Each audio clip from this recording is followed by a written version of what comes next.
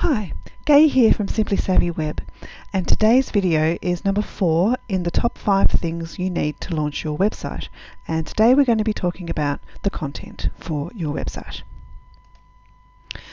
Okay, so what to include? Well, it depends on your website, of course, on your business, on your customers in particular.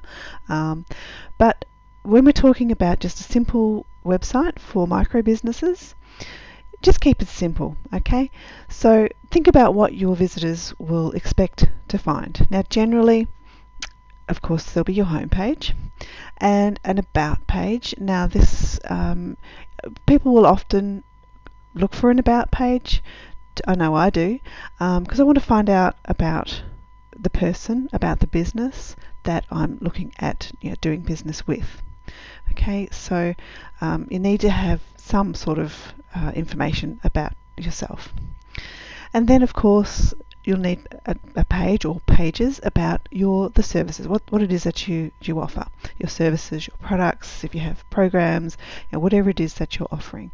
And these need to include information about what's involved, how people can work with you, what they can expect, pricing or indicative pricing if that's appropriate, and then of course a contact page. Make sure your contact details are easy to find so that people can get in touch with you. Some other pages to include is your privacy policy and terms and conditions. Now, these are required by law.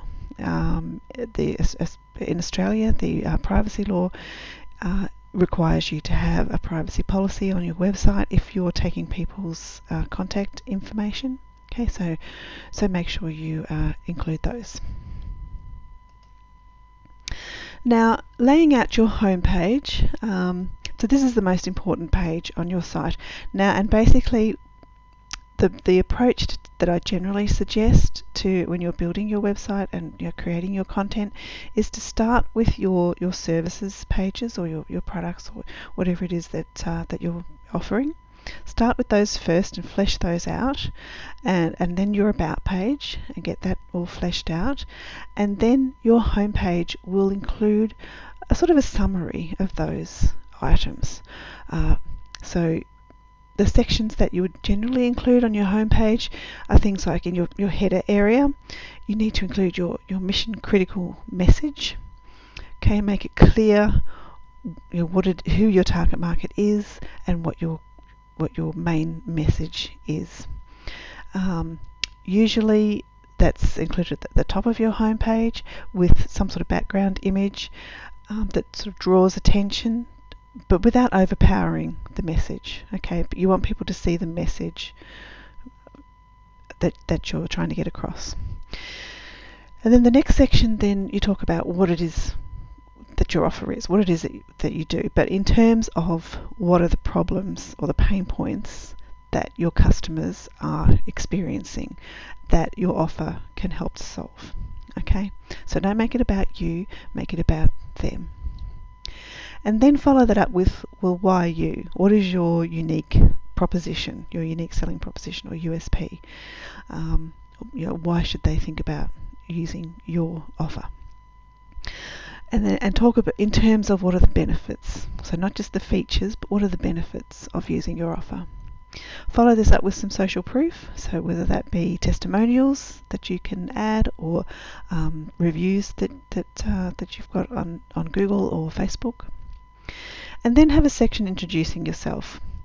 This could be just a brief section about who you are, just an introductory section, and then that can link to your about page. And then finally, make sure you include a call to action. Tell people what you want them to do next. What's the next steps? Okay, so the idea with your content is to engage and convert your visitors. Okay, so you need to build trust, make them feel understood. So understanding your audience and the language that they're using is where that comes in. Start a conversation and get them to do something, basically. So you want them to take that next step. So whether that be to get in touch, make an inquiry, give you a call, fill out your contact form, whatever it is that you prefer, lead them to take that action. Okay, you might want them to follow you on social media or share some of your content on social media, or you might want them to opt into your email list, which is a great idea because people will often be doing a bit of research, shopping around. They might not be ready to buy immediately. So if you have an email list and get them onto your email list, then you have an opportunity for them to get to know you, and down the track they might be interested in doing business.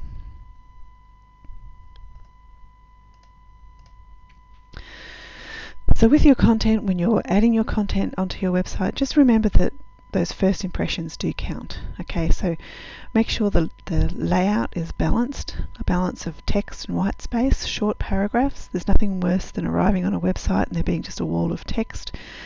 Very off-putting. Okay, so use headings and bullet points and short paragraphs to break it up, make it easy to read. As I said before, make sure the message is clear and the target audience is clear, and you use clear calls to action. Okay, let them know what to do. Keep the navigation simple. We have what we call a 3-click rule. They shouldn't have to click any more than 3 times to find the information they're looking for. And as I said before, make sure your contact details are easy to find, and that all-important spelling and grammar. Okay, if you're not the best at those things yourself, try to find someone to have a look over for you. Okay, very important to keep that professional impression. Okay, so that's all for today's tutorial. If you'd like to get in touch, you can find me on Facebook, Simply Savvy Web.